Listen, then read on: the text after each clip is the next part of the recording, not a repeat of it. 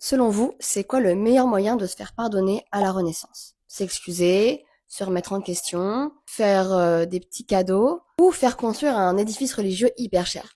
Bingo. Aujourd'hui, je te raconte le pourquoi du comment d'un des plus beaux plafonds de la Renaissance italienne. Et non, Michel-Ange, je parle pas de toi, mais t'inquiète, on t'embrasse. Ok, on est en 1303 et le célèbre écrivain Dante Alighieri écrit sa Divine Comédie.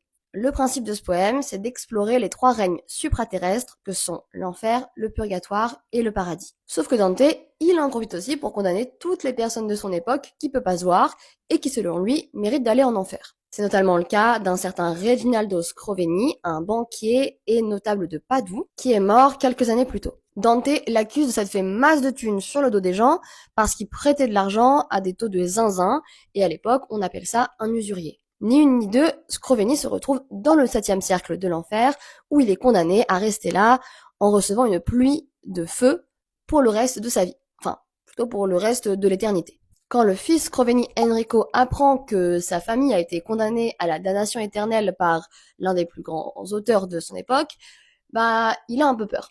Il décide de se faire pardonner. Et à l'époque, on n'est pas insensible aux petits gros cadeaux.